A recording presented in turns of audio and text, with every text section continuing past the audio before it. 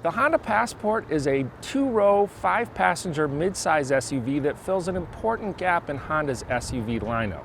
It's got more space inside for people and cargo than the compact CR-V, but it's also cheaper and smaller than the three-row Honda Pilot.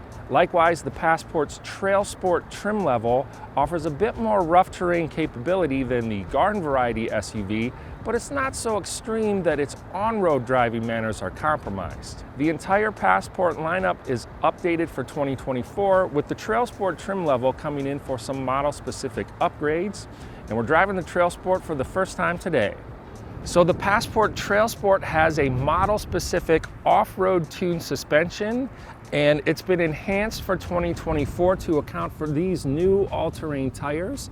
These are General Grabber Sport ATs. Honda says that they've got much better traction in dirt, mud, snow, rocky terrain, but that they're also nice and quiet in on-road driving. So we can test out the latter part of that claim, but not the former, because we're only able to take this in on-road drives today. I will note that the sidewall of these tires looks especially rugged, giving it kind of an off-road look, but the contact patch itself, not so extreme. So these look like a good compromise between enhanced off-road traction without compromising on-road comfort. And as before, the Passport Trail Sport gets some specific trim touches, grille insert, the expected badges. This radiant red metallic paint is a $455 option. The Trail Sport also gets standard power folding mirrors in case you find yourself on a narrow off-road trail. Honda also offers some underbody protection as an accessory. There's an oil pan guard on this vehicle, 8.1 inches of ground clearance, and all Passports have a fairly stubby rear end that gives it a short rear overhang that helps with departure angles in off-road driving. And we're looking forward to testing out all these features when we can get a Passport Trail Sport out on an off-road trail.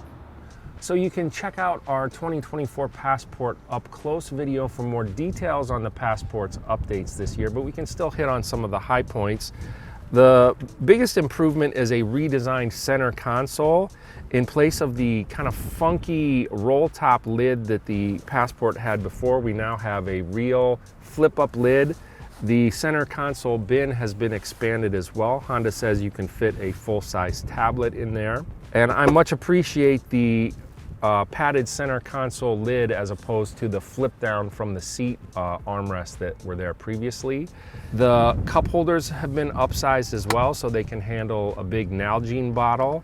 And the stowage area in the front here has been expanded too. You've got a wireless charging pad on one side, but the space is big enough that you can fit two smartphones side by side in that center console area.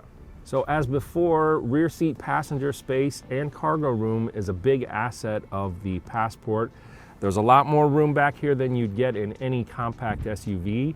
I myself am 6'6", and I've got the driver's seat set to a comfortable driving position for me, and I still have adequate leg room, good toe space under the seat.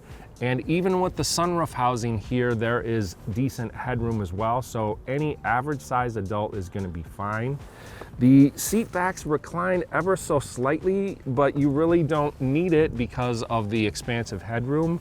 And even though there's no third row seat and hence no third row passengers to worry about, these second row seats do slide forward to benefit cargo space if you need it. So tall folks will have to watch their heads a little bit around this open lift gate, but the Passport's cargo area is excellent. Wide opening, level floor. It's a little bit higher than the norm, but not unbearable. And there is some nice hidden space underneath the cargo load floor itself. We've got a nice deep, wide bin there. I'm also a big fan of storage bins along the side. This is perfect for a milk jug. We have a shallower one on this side for smaller items you don't want rolling around back here. And if you need still more space, there are buttons at the rear of the vehicle to flip down the second row seats, which fold to create a nice level cargo floor for when you're hauling bigger items. So the biggest question we had about the Passport Trail Sports updates for 2024 is, are those new tires quiet on-road driving like Honda says they are? And based on my drive now, the answer is absolutely yes. I haven't driven a non-Trail Sport Passport back-to-back, but these tires seem perfectly quiet in on-road driving. And likewise, despite the suspension enhancements for off-road driving, the on-road composure of this vehicle is undisturbed, and it's pleasant and feels buttoned down. It doesn't feel tippy or wallowy in any undue way. So Honda did do a good job of making these upgrades not upset the on-road composure of the Passport. The Passport's engine doesn't change for 2024. It's still the same 280 horsepower, 3.5 liter V6 paired to a 9-speed automatic transmission. And it feels good. The transmission is pretty responsive. I've not caught it stumbling or searching for a gear. But the Passport's fuel economy is not outstanding. This is a normal V6 and there is no hybrid powertrain or a more economical turbo 4-cylinder powertrain. So EPA fuel economy numbers for this vehicle are 21 miles per gallon in combined driving, which is not great, but it's pretty much par for the course for a mid-size SUV with a V6 engine. It is also worth noting that the Trail Sport does not take a hit in fuel economy, at least not by EPA estimates. That's unlike some off-road trim levels. You do get diminished fuel economy, but at least by the EPA numbers, that is not the case with the Passport. Another thing that doesn't change about the Passport is its visibility.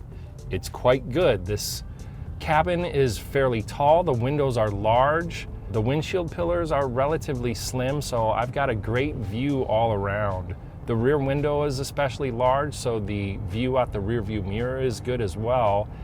And when I was riding in the back seat, it has a very airy feel back there as well, thanks to the tall roof line. And simply the fact that the rear window is a little bit closer to you because there is no third row. So a very nice, spacious feeling cabin all around and good visibility all around as well. So unlike the Honda Pilot, which was redesigned for 2023, the Passport's basic design goes back a little further. So the dashboard layout isn't quite the latest and greatest stuff. The new Pilot has more of an upright tablet style touchscreen. A lot of the other mid-size SUVs have a little bit bigger touchscreen than this. So the Passport's dashboard layout isn't necessarily cutting edge, but there's nothing really objectionable here. You've got nice physical controls for the climate, big tiles on the infotainment system, so it's relatively easy to bring up separate functions. So nothing truly objectionable here, but doesn't have all the latest and greatest features either. The 2024 Honda Passport, including the updated Trail Sport trim level, is arriving in Honda dealerships now. And if you like those off-road upgrades, but you're in the market for a mid-size pickup, you can check out our up-close video of the Honda Ridgeline, which also gets a Trail Sport trim level for 2024. For my full review of the Passport Trail Sport, you can find it on Cars.com. For more expert reviews, be sure to like, subscribe, and turn on notifications.